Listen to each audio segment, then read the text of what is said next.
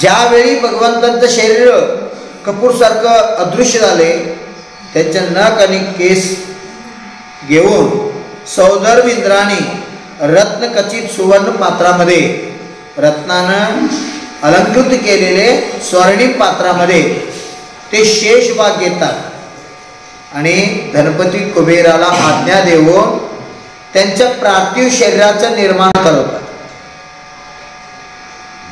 अग्निकुमार देवाला आदेश देव चारो दिशात 4 अग्निकुमार देव त्या भगवंतांचं पार्थिव शरीराचं 4 दिशाला बसतात. आज पण जैन धर्मामध्ये परंपरा आहे. आचार्य हो, उपाध्याय, साधू परमेष्ठी हो, आरिका हो, प्रतिमाधारीवर जो प्रतिक्रमण करतो आम्ही, दशभक्ती म्हणतो, सामायिक करतो, त्यावेळी चतुर्दिक वंदना म्हणून सांगितले. 4 दिवसात तुम्ही दर्शनपती माताजींना बघितले, हार घेत असताना पण असं करतात. काय हे विशेष आहे. आम्हाला डोळ्याला जो दिसते ते मंदिरातले पाषाणचं देव आहे, पण डोळ्याला न दिसणार अनंत जीवामध्ये जो आत्मा परमात्मा आहे, त्या परमात्माचं दर्शन पण विशुद्धीला कारण आहे. सर्वत्र भगवान आहे. भगवान फक्त मंदिरात नाही, सर्वत्र सर्व आत्म्यामध्ये परमात्मा आहे. भविष्यकालाच्या अपेक्षानं निगोजातले जीव पण सिद्ध परमेश्वरीचं स्वरूप आहे. पर्यायात आम्ही पण सिद्ध व्हायच आहे. ह्या भावनेनं चतुर्दिक वंदना, पूर्व दिशा, दक्षिण, पश्चिम, उत्तर 4 दिशात असलेले 9 देवताला, पंचपरमेश्वराला मेरा सदैव नमस्कार असो. हा भावनेनं आज पण मी चतुर्दिक वंदना करतो. असं अग्निकुमार देवाने विनयानं नतमस्तक होतात. त्याच्या मुकुटातून अग्नी प्रज्वलित होते आपोआप.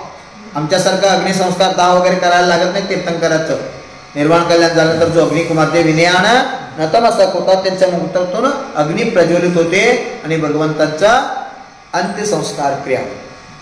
राहिलेले शेष भाग सौधर्मेंद्र स्वर्णिम रत्नखचित पात्रात घेऊन क्षीरसागर नावाचं सागरामध्ये सोडतात.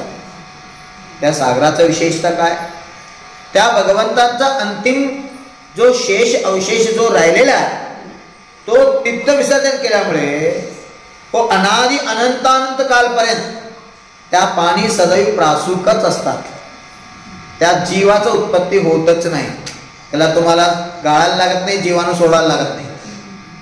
12 महिने अनादि काल अनंत कालपर्यंत तो पाणी प्रासुक म्हणून क्षीरोदधी समनीरसे करू बिंब प्रक्षाल श्रीजिनवर की भक्ति से जानो निज पहचान तीर्थंकर का नमन सुबह सुरपति करे महान पंचमेल भी हो गए महातीर्थ सुखधाम.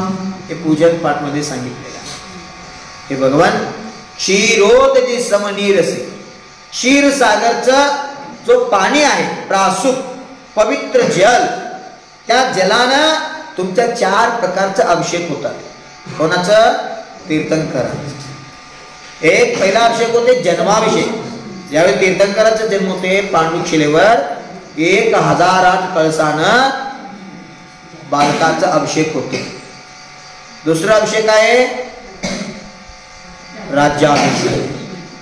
ज्यावेळी तीर्थंकर सिंहासनावर बसून राजा होऊन पट्टाभिषेक करतात त्यांच्या पिताश्री, त्यावेळी राज्याभिषेक केले जाते. त्याच्यानंतर दीक्षाभिषेक. दीक्षा होण्यापूर्वी अभिषेक होते, त्याला दीक्षाभिषेक म्हटले. हे सगळं देवता लोक वैभवानं उत्सव मानून महोत्सव मानून करतात. आणि अंतिम अभिषेक आहे जिनबिंबाभिषेक. दीक्षा घेतल्यानंतर तीर्थंकराचा अभिषेक कधी होत नाही, परंतु जिनबिंबाचा अभिषेक, जिन मूर्तीचा अभिषेक केला. आज मी केले ना, हे जिनबिंबाभिषेक. हे 4 प्रकारचा अभिषेक आहे.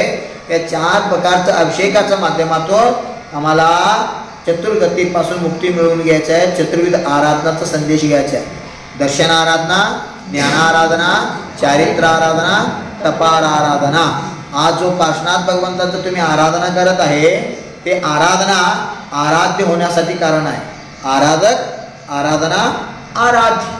आराधक म्हणजे पूजा करणारा, आराधना म्हणजे पूजा.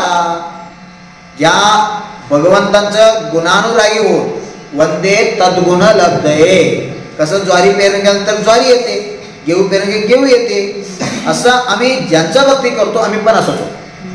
आजचं भक्त भविष्यातले भगवान आहे. आम्हाला तुम्हाला भगवान व्हायचं आहे, ह्या भावनेनं प्रभूंचं भक्ती करायचा. आज पार्श्वनाथ भगवंताने स्वर्णभद्र टोकातून मोक्ष प्राप्ती करून घेतले.